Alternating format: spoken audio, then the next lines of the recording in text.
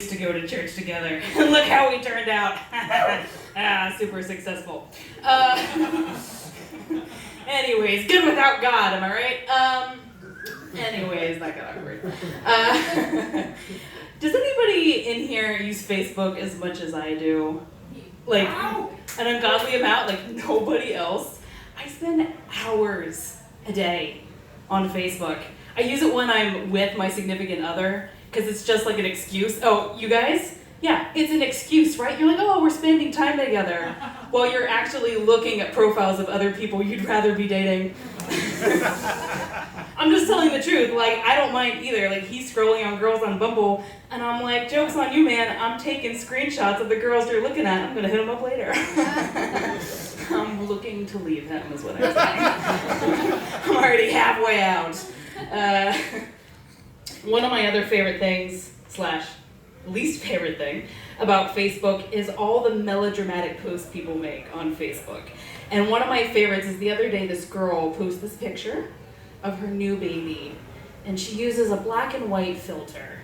And the caption says, "When he wakes, he'll lead millions." And I was like, wow, that's amazing. Do you know that there are 350,000 people born in the world? Every day.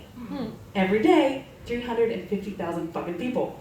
And you think little Tanner is gonna lead the free world? Okay, I'm pretty sure he's gonna get a face tattoo and work at CVS down on the boulevard, all right? Like, he's nobody. But I couldn't help myself. I was like, I gotta say something. Against my better judgment, I go into the comments and I go, you know who else led millions? Oh. Hitler. No! So now my sister and I don't speak. But I'm sure Tanner's gonna be just fine with an aunt like this. Who can go wrong? Am I right?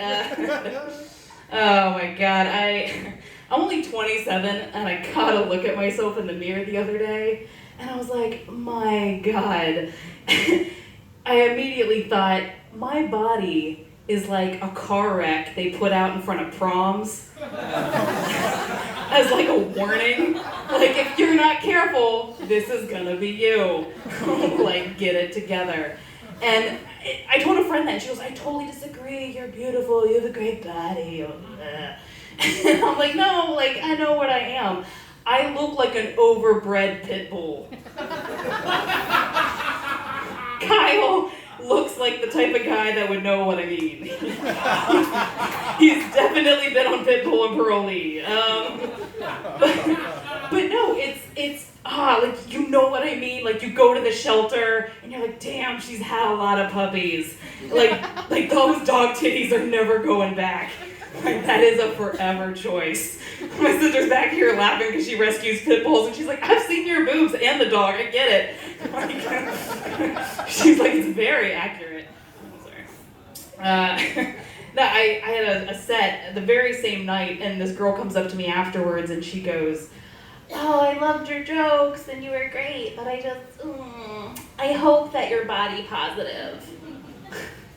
And I'm like, oh no, sure, like, I'm definitely body positive. I'm positive I hate my body. Oh, don't feel bad. It's okay, who doesn't? This makeup, this dollar store makeup you get at the Dollar General, it's just a shade over what's falling apart underneath. Like, we're all women, we're all wearing it. Like, there's a reason. But no, body image is so difficult. I like to go clubbing, and does anybody in here like to go clubbing? I know that back row does. Oh, look at you guys. Oh man, the entire cast of Jeopardy is out every Thursday night. You guys are like, oh man, who's got the Cialis? Yeah, like, it's you like to party. Oh boy, somebody's gonna go home tonight like, my grandparents hated you. I'm like, yeah, grandparents hate me. But no, I like to go clubbing, and it's my last cling to my youth. And I was out one night, and I had these panties on that have slits all up and down the sides. I can tell you party, you know what I'm talking about. Yeah, gotta get the guys excited. And I see this guy at the back of the bar, and I start making eyes at him, and I can tell he's thinking, I don't know, am I drunk enough for this? And I'm like, yeah, I think you are. And as I start making eyes at him, I decide to pull up the side of my shirt and pull down the side of my pants.